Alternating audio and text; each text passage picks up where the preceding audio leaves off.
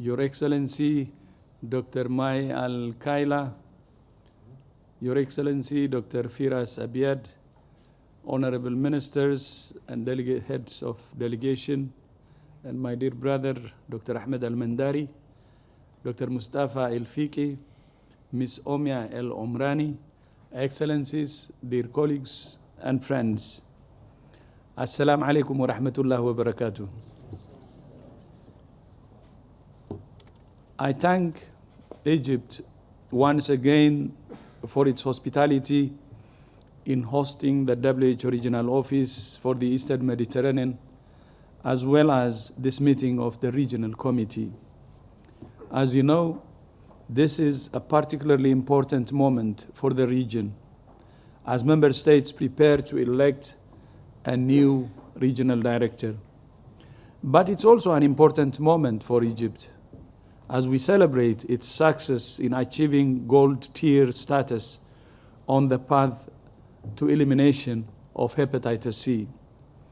This morning, I had the honor of meeting with His Excellency President Abdel Fattah al-Sisi to present him with the official certification that Egypt has become the first country in the world to achieve gold tier status on the path to elimination of hepatitis C.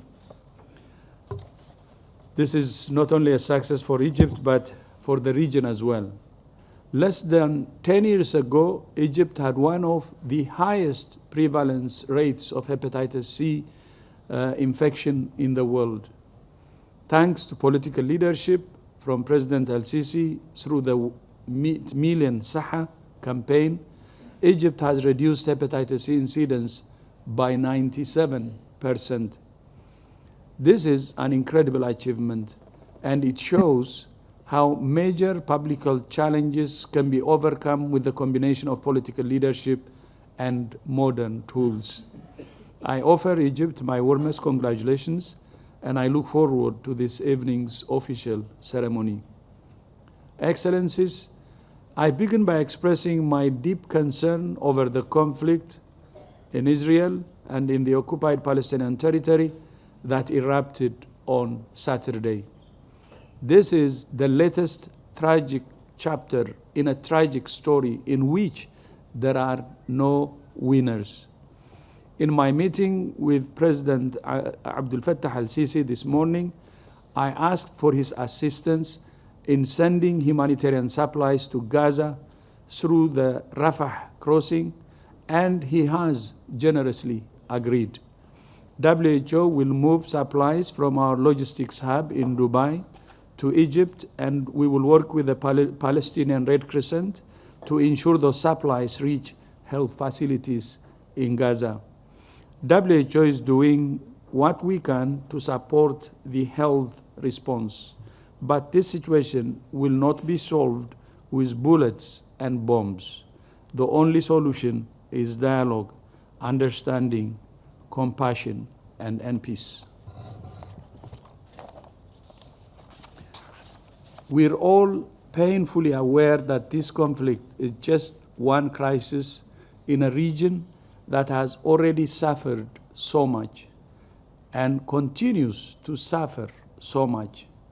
I extend my deepest condolences to those who lost loved ones in Saturday's earthquake in Afghanistan, as well as last month's floods in Libya and earthquake in Morocco and the earthquake that struck the Syrian Arab Republic and Turkey earlier this year.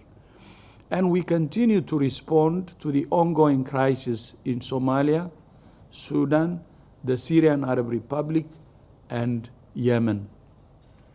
We have every reason for sorrow, but we must not give into despair. In our fractured and divided world, we must continue to seek common ground and common good. At the end of the day, we're one humanity. Excellencies, last month's United Nations General Assembly in New York was a historic one for health, with 3 high-level meetings on health issues. Member states approved strong political declarations on pandemic prevention, preparedness and response, universal health coverage, and tuberculosis. All three are relevant to the work of this region, and all three depend on a strong WHO and a strong region of the Eastern Mediterranean. I welcome the Regional Director's report on implementing Vision 2023, and I will have more to say about that tomorrow. Over the past 6 years, WHO has undergone the most significant transformation in its history, grounded in a bold new strategy, the 13th General Program of Work. As you know, we're now working with member states to develop the 14th General Program of Work for 2025 to 2028. In my address to the Regional Committee last year, I outlined 5 priorities, the 5 Ps, which are now becoming the basis of GPW14: to promote, provide, protect, power, and perform for health. A few words on each. The first priority is to promote health and prevent disease by addressing its root cause, including the existential threat of climate change. I welcome the regional framework for action on climate change and health and the environment, which you will consider this week. And I'm very much looking forward to COP28 in the Arab Emirates in December this year, which for the first time will include a day dedicated to health. And I thank the UAE for its leadership, and I urge all member states to participate actively and to use the opportunity that UAE has created. The second priority is to provide health by radically reorienting health systems towards primary health care at the foundation of universal health coverage. The most recent edition of the Global Monitoring Report on UHC, published just a few weeks ago, shows that as a region, you have made significant improvements in service coverage, although most gains have been in upper, middle, and high-income countries that are not fragile or conflict affected. By contrast, the report shows an alarming increase in catastrophic health spending in the region. I urge all member states to focus on financial protection for your populations, especially for women and children.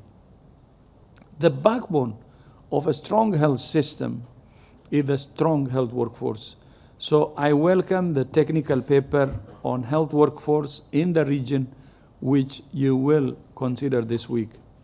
Maternal, newborn, child, and adolescent health must also be critical areas of focus, including restoring routine immunization to pre-pandemic levels.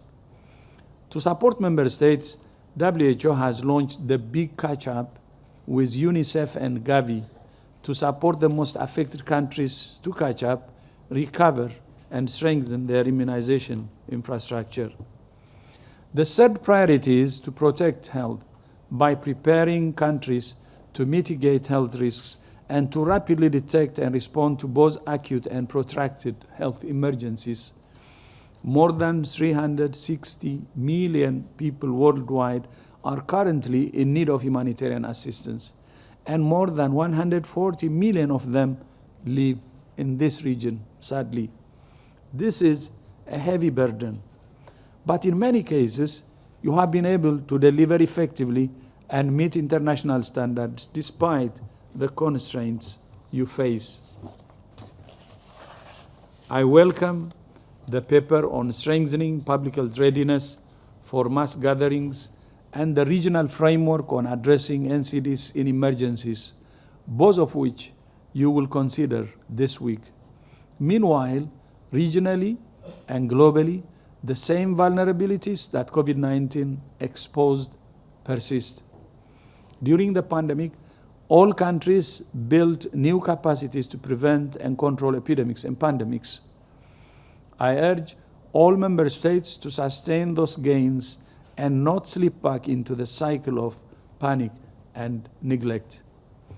The investments you have made must not go to waste, and nor must the painful lessons we have learned. That's why WHO has developed a plan for a more equitable, inclusive, and coherent global architecture for health emergency preparedness and response with equity at its core. The new pandemic accord and amendments to the international health regulations will provide the vital legal foundations for this architecture. However, I'm concerned that negotiations are moving slowly and that the accord may not be agreed in time for next year's World Health Assembly. That's May 2024. I urge all member states to work with a sense of urgency, with a particular focus on resolving the most difficult and contentious issues. This is a unique opportunity that we must not miss to put in place a comprehensive accord that addresses all of the lessons learned during the pandemic, with a particular emphasis on equity. This is a generational agreement that should be written by this generation, who is what people call a lived community. This community should write the accord. And I urge you to really focus on this accord in the next few months so that we will have the accord by May 2024. Promoting, providing, and protecting health are proposed at the 3 key priorities for all member states in the 14th General Program of Work. The other 2 P's, powering and performing for health, are enablers for the first 3. Powering health means harnessing the power of science, research and development, data and digital technologies. Just a few weeks ago, WHO launched the Global Initiative on Digital Health at the G20 Health Ministers meeting in India. The Global Initiative will support member states by converging and convening global standards, best practices and resources for digital health transformation, rooted in people-centered, evidence-based solutions, and your active participation will be important. And the final P, performing for health, is about the work we're doing at the Secretariat to support you better. In particular, one of my key focuses for the remainder of my second term is to strengthen our country offices with a core country presence, delegation of authority, adequate financial and human resources, the implementation of global mobility, enhanced internal communications, and more. To support these efforts, I have squeezed $100 million from our budget to allocate to country offices. Our program budget for the next biennium is also the first in which country offices will be allocated more than half of the total budget for the biennium. We have already increased funding flows to regions and countries, and the more flexible funding we receive, the more we can increase that amount and allocate more to the regions and countries. Our work to strengthen country offices will benefit greatly from the 20% increase in assessed contributions and by the proposal for an investment round, both of which you approved at this year's World Health Assembly. And I would like to use this opportunity to thank you for your support, both for the increase in assessed contribution and also the investment round. Especially the assessed contribution. It's very historic because this is the first time that member states agreed to increase by 20%. The largest in the history of the organization in the past was only 3%. And that shows your commitment to the organization and also your commitment to global health. We're also continuing our efforts to strengthen our workforce to achieve gender equity at all levels and to make zero tolerance for all forms of sexual misconduct a reality and not merely a slogan. Finally, in this regional committee meeting, as you elect a new regional director, we say goodbye to my dear brother Ahmed, which is going to be very difficult to say goodbye, to such a very good man. My brother, I do not have the words to express how much I have appreciated working with you over the past 5 years. You have served the member states and the people of this region with distinction and humility.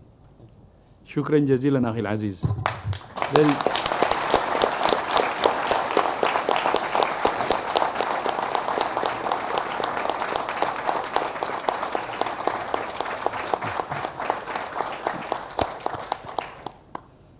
You know, he multiplies his 5 years by 2, saying because of COVID. Then if I multiply, it's going to be...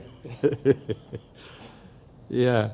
And there is an Omani proverb that says, he that gives out of generosity has it returned.